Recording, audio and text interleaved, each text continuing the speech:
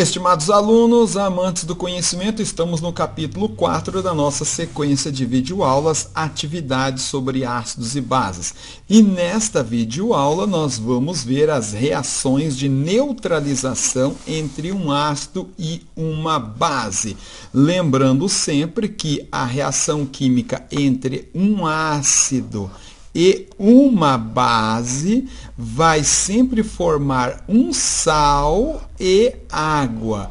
Essas duas substâncias são opostas, então elas irão neutralizar ambas mutualmente e formando um sal e água. Então, observe, esse hidrogênio vai ligar-se ao OH para formar a água e o que sobra forma o sal respectivo. Então, vamos pegar aqui, eu vou fazer algumas reações ácidos e bases, vou completar algumas e deixar outras para que vocês possam completar. Eu já deixei aqui os coeficientes estequiométricos colocados para vocês não terem a preocupação em balanceamento da equação. Se você quiser entender um pouco sobre balanceamento de equação, acesse o nosso canal e na playlist Cálculo Químico, Cálculos Químicos, você vai ver lá uma das videoaulas sobre balanceamento de equação química. Então, vamos observar aqui. Nós vamos ter os hidrogênios ligando com os OH para formar a água e o que sobra para formar o respectivo sal, que é o cálcio e o sulfato. Então, vai ser sulfato de cálcio mais água. O balanceamento aqui me confere 2 hidrogênio mais 2 hidrogênio, tem que ter 4. Então, vou colocar o número 2 aqui para somar 4. E 2 oxigênios está balanceado. Muito bem, deixe-me fazer mais este aqui, o ácido fosfórico com o hidróxido de potássio. Então, nós temos os hidrogênios ligando com os OH para formar a água. E o que sobra para formar o sal, respectivamente, PO4. Só que observe aqui um detalhe. Nós temos 3 cálcio, então, e o PO4 é 3 vezes negativo.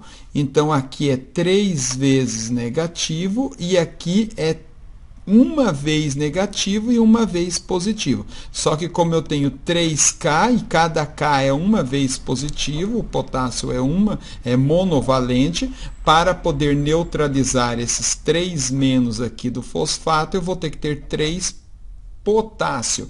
Então, é K3PO4. Muito bem. A fórmula do fosfato de potássio. A fórmula do fosfato de potássio é isso aí.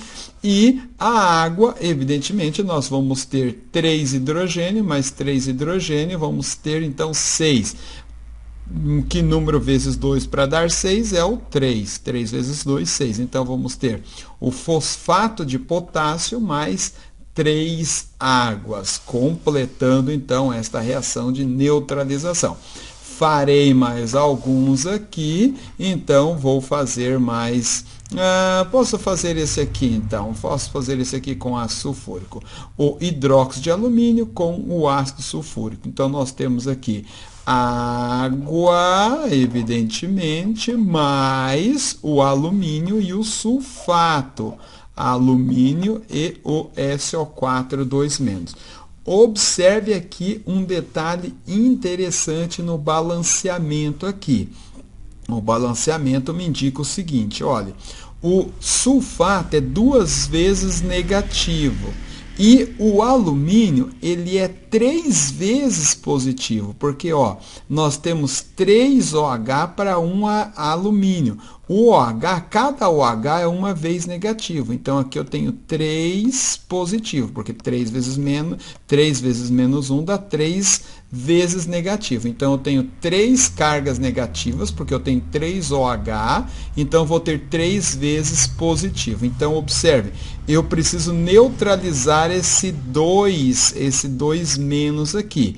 Então, para isso, eu vou precisar de... Veja, aqui eu tenho 3 positivo. Eu tenho 3 positivo, vou multiplicar aqui por 2, porque 2 vezes 3 dá 6.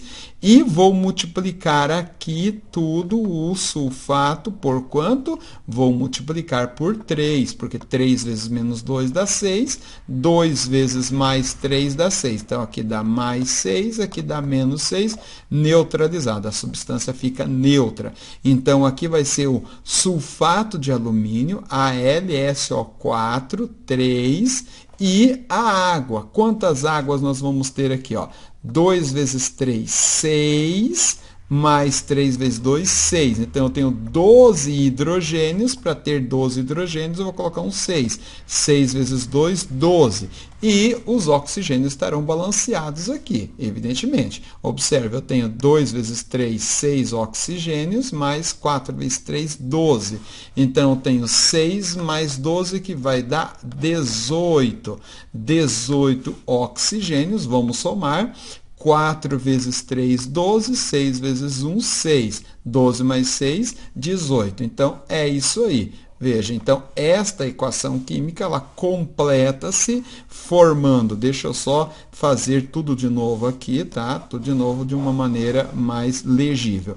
Vai formar a água mais o sulfato de alumínio. Só que o sulfato de alumínio tem a seguinte fórmula, Al2SO4, 3.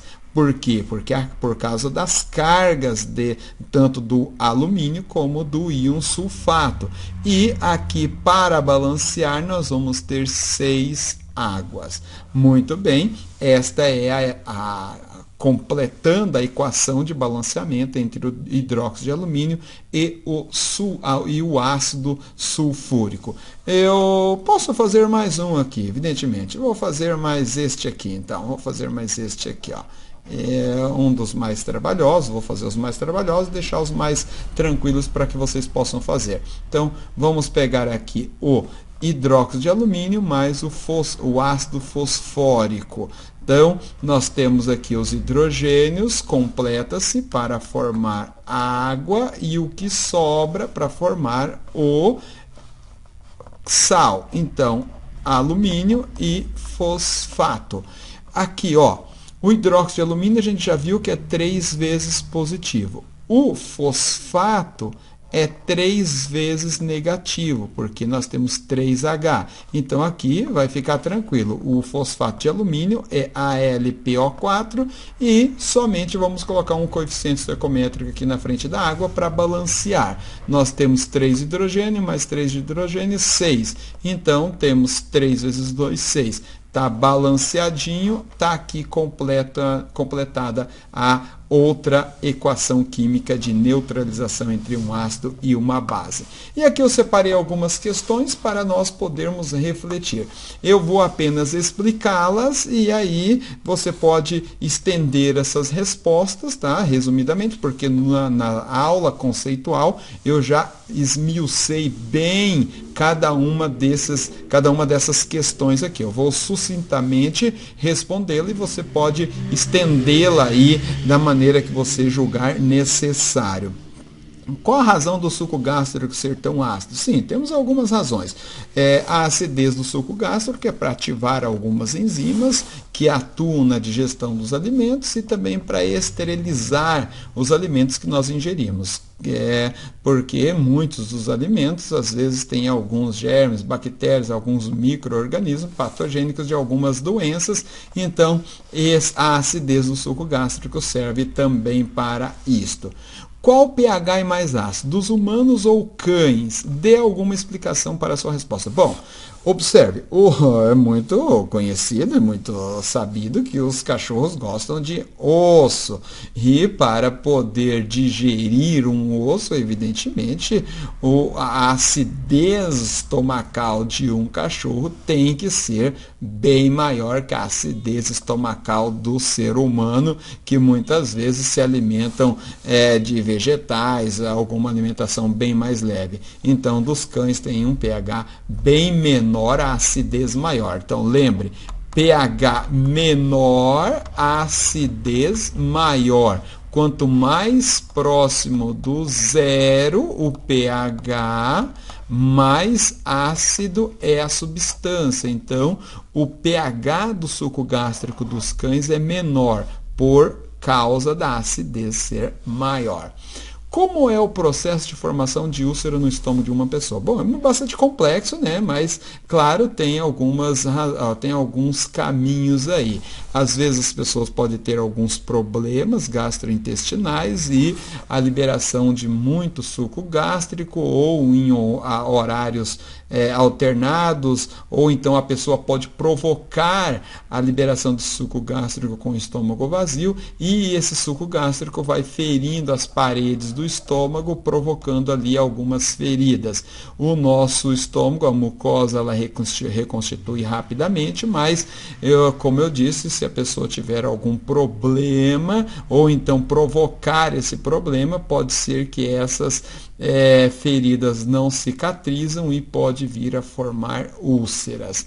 Por que não se pode tomar bicarbonato de sódio puro para combater a acidez estomacal? Não pode, porque o bicarbonato ele não contém os ácidos leves que vai dar uma acidez leve ao estômago e enganar o estômago dizendo que já está com um nível ácido até razoável, então ele não vai produzir mais o suco gástrico. Se tomar apenas o bicarbonato de sódio, vai enganar o suco gástrico, vai enganar o nosso organismo, dizendo que está neutro o nosso estômago, e o nosso estômago entende que precisa liberar mais suco gástrico e vai liberar mais, e aí ao invés de amenizar, vai apenas intensificar o problema. Isso, claro, evidentemente, para aquelas pessoas que têm problemas nesta área. O bicarbonato de sódio puro ele vai neutralizar o suco gástrico e se o organismo da pessoa já entende que precisa liberar esse suco gástrico para aumentar a acidez do estômago, então, uma vez neutralizado, o organismo vai produzir mais e mais. Então, precisa de ser esses medicamentos anti-azia, antiácido, porque ele é balanceado para fazer com que o organismo não produza e não fique num ciclo aí indefinido e apenas intensificando o problema. Por que não se pode tomar por longos períodos antiácidos em geral? Sim, porque assim como todo medicamento tem efeitos colaterais e vai causar algum problema ao longo do tempo. Qual o melhor procedimento? Evidentemente, é procurar um médico para resolver o problema e não ficar apenas amenizando. É isso aí, estimados alunos. Um abraço.